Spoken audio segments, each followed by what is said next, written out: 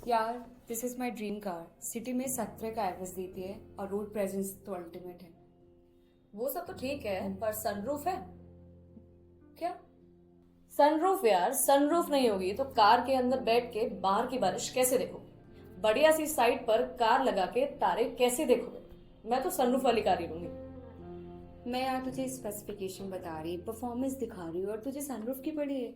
ये क्या नया ऑब्सेशन है सनरूफ से? न्यू न्यू नहीं है यार। सनरूफ सबसे पहले कार्स में बनना शुरू हुई थी अर्ली 20th सेंचुरी में बनने वाले हॉर्स जॉन कैरेट से इंस्पायर्ड कार डिजाइन में। ड्यूरिंग विंटेज एरा ये आई एक अलग तरह की कार्स में जिनकी बॉडी डिजाइन को द कूप दे विल कहा जाता था। इन कार्स में पैसेंजर सीट के ऊपर सनरूफ लगाई जाती थी। ड्राइवर कैबिन ओपन हुआ करता था with a sliding roof to protect them from different climates. Imagine कितना अमेजिंग लगता होगा। अच्छा, तो तुझे वो वाली कार चाहिए? हाँ, मेरे लिए तो बनाएंगे ना अलग से वो। ये डिजाइन तो कब का बंद हो चुका है। अब सनरूफ भी इवॉल्व हो गई है तब से, और सेडान्स में भी मेटल रूफ्स आ गई है। पैसेंजर और ड्राइवर दोनों के हिस्से का आसमान छिन गया है। बट ओनली अंटिल 1937 तब लॉन्च हुई फर्स्ट ट्रू सनरूफ। ये सनरूफ लेके आई पहले जैसी ताजी हवाओं के झोंके in a new field to sedan cars. धीरे धीरे क्लॉथ और मेटल की रूफ्स ग्लास पैनल से रिप्लेस होने लगी। वहां से शुरू हुआ ये एस्थेटिकली अपीलिंग सनरूफ का खुमार। वो दैट्स इंटरेस्टिंग। सो ये सनरूफ इंडिया में कब आई? इंडियन मार्केट में ये बला लेट 90s और अर्ली 2000s में आई। पहले ये सिर्फ लग्जरी कार्स का प्रीमियम फीचर हुआ करता था। जर्मन मैन्युफैक्चरर्स जैसे ओपेल और स्कोडा ने इसको इंडिया में अपनी कार्स में इंट्रोड्यूस किया था, पर तब ये सिर्फ अमीरों के चोचले हुआ करते थे। अ लग्स फीचर।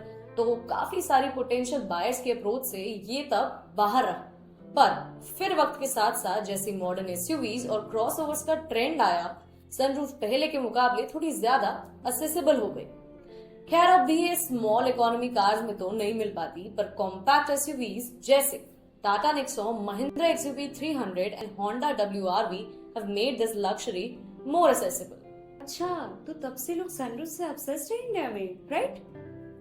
यस, और इस बढ़ते ऑब्सेशन को एड्रेस करने के लिए नई कार्स में से करीबन आधे तो सनरूफ ऑफर कर रहे हैं। ये डिमांड हाइक इतनी तेजी से हुई कि इकोनॉमिक टाइम्स के अकॉर्डिंग 5 साल पहले सिर्फ 7% कार्स में सनरूफ हुआ करती थी, वहीं अब करीबन 55% कार्स में सनरूफ मिल जाती है। Yes, it gives a unique view, something like glass bottom boats and vista dome train cars, but it also about class and status. आपकी कार में सनरूफ होने से कार की अपीयरेंस बेहतर तो होगी ही, पर आपकी सोशल इमेज पर भी काफी पॉजिटिव इम्पैक्ट पड़ेगा। ये एक और ट्रेंड का हिस्सा भी है वैसे। इट इज अ साइन कि आपकी कार हाई एंड मॉडल्स में से है, because it is generally paid with features like touch screens and keyless ignition.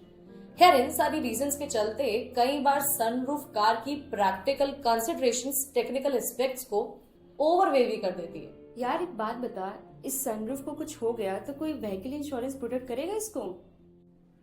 Since sunroof vehicle value का एक हिस्सा बन चुका है, इसलिए इंश्योरेंस ने भी अपने कवरेज में इसको जगह दे दी।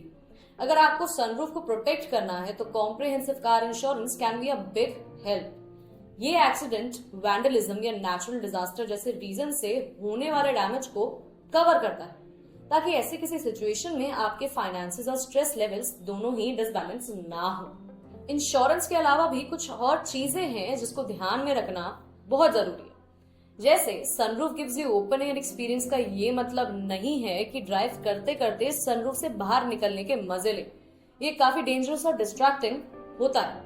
जब हाई स्पीड पर गाड़ी चल रही हो तो सनरूफ ना खोले।